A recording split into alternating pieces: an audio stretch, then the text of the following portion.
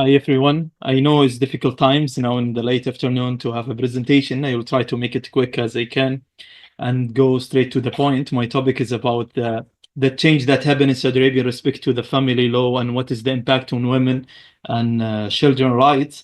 And let's start with what's going on in Saudi Arabia.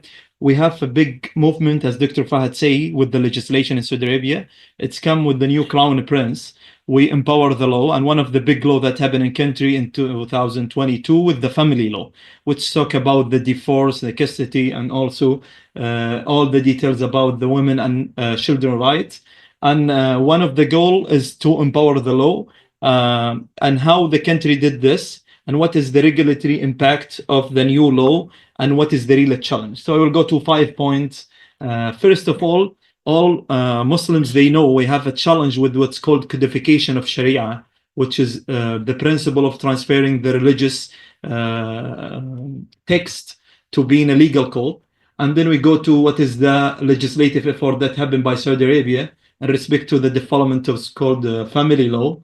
And then we see what are the main objective and the characteristic of the new law and the challenge that will happen, and how the new law address this challenge, and then go next what is the future with some recommendation. I think so it will be good for the country to go through. As you know, maybe most of you know Saudi Arabia from the historical background. We are a homeland of the Islam, and also we have an important position in respect to Muslims country, and also in the political system. And in respect to the culture, we have a rich culture that derived from the Islamic rules and the Arab traditions. And looking back to the history of the new Saudi Arabia, we consider 1992 as the turning point, an important point of the country, and most of the legislation, and specifically the basic law of the governance, which is the constitution of the country, it has been introduced in that time. So the legislative power and the executive power of the country, it has been divided clearly with the role and the responsibilities, and the relationship between the country, or between the government and also the people, it has been established at that time. What happened with the codification of Sharia? The codification of Sharia is difficult, I think so, for all Muslims country. I think in Indonesia, in Pakistan, also in Saudi, in Qatar, we have a challenge with that. The Saudi legal system is, as you know, is based on the Sharia principle, and also we have a codification for some part of the law. It started from the 1992, and then the process of a codification, it has been ongoing. Several attempts by the governments to codify the Sharia. Sometimes we win, sometimes we lose, as usual. And the challenge that dealing with the family, most of the people, they don't prefer the government to get codification of the law in respect to family matters. So usually the judge will take the responsibility, and he has the power to do the interpretation of the religious text when it's come to certain case. So we have two challenge phases in the codification of the Sharia. First is the resistance from the conservative religious scholar. They don't prefer to have the codification. And the second one, we have the diversity of the Islamic interpretation.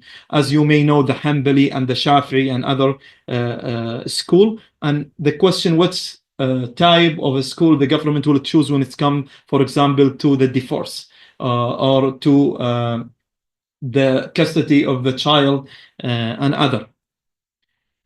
What happened from the 1992 to 2022? Two strategies have been done by the government. The first one is the power of the ijtihad.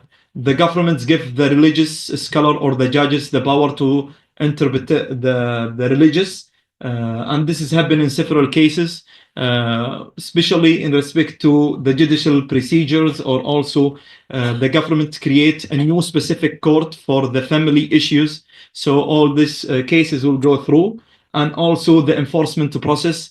For example, any case related to the children after the divorce considered as urgent, and the judge should take the decision quickly as he can. And then another strategy it's happened the power of the decision that taken by the Minister of Justice. He usually gets to the guardianship law when the women cannot marry without the guardian or not, and when how much is the custody for the children and who will pay, and the amount of the money he should pay. And also sometimes in case of the domestic violence, we have some regulation or some decision by the ministers. The new law come in March 2022. It was a new law with 252 articles, 8 section. We cannot focus on the change that happened because it's difficult. So we will go through the real challenge or the main objective of the law. The first one is the predictability of the decision that taken by the judge. We create the new law because we want to make sure all the judges will have the same application of the law. And the second one is the protection of the women and children rights. In the past, the women, they don't know their rights and duties with respect to the divorce, and also increase the confidence in the Saudi judicial system.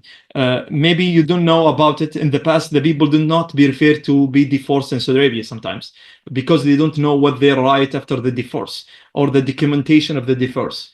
That changed with the new law. Then we want to increase the awareness of women and children of their rights when it's come to the cases that related to the family law. What is the new law characteristics of future is also is protect the freedom of the people in several places and several legislation. I will not go through it because it's difficult to go, but I will be more than happy to share with you. And we have a paper that will be published later this year by the Arab Law Quarterly about this topic. And the law also protect the family stability, and they take care of the family, and also is consistent with the social development that happens in Saudi Arabia now with the more freedom that we get. And also, and this is important point, as you may say, with the first presentation, it's consistent with the Gulf state, with UAE and the Qatar when it's come to respect to family law. And I will end with this. I will explain the real 5 challenges that happened in the past and what's the change that had been done. The first, it was there is no clear definition what is the minimum age of marriage in Saudi Arabia in the past. The new law, it has changed. It's become with the 18 years to be the minimum age of marriage, and the court cannot take a decision also in respect to that. Before, the power of the male guardian in respect to the marriage was unlimited, uncontrolled. So he can prohibit his sister maybe from marriage, but now he cannot do that. So they limit the power.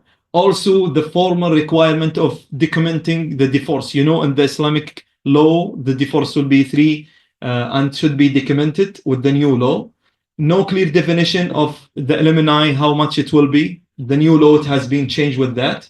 And also, who will be in charge of the children after the divorce, women and men, and the time, who can travel with.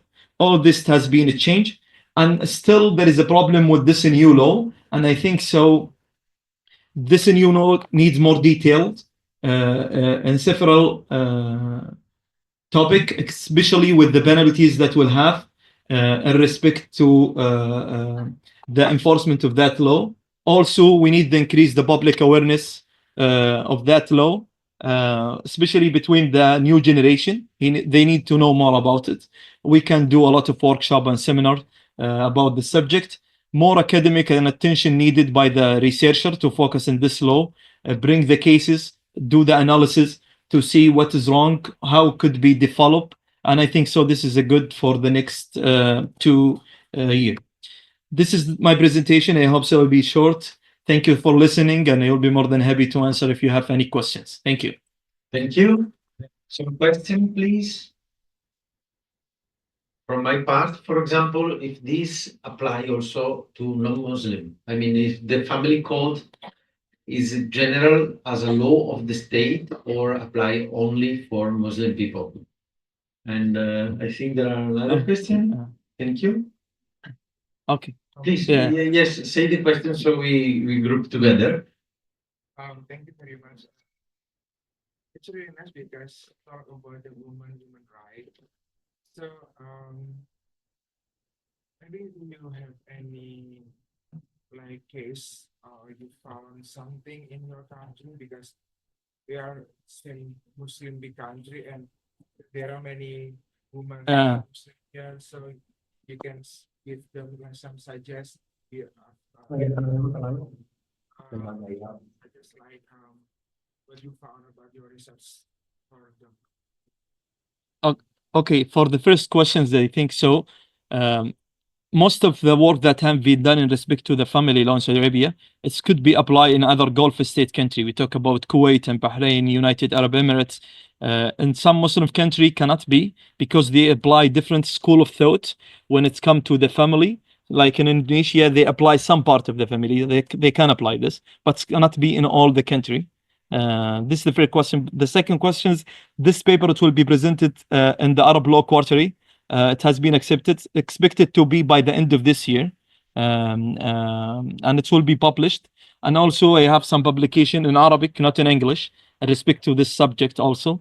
And maybe I will share this with the people later in the LinkedIn. So I put my LinkedIn and my email, and who is interested to read the whole paper, so I can share with it maybe in the future.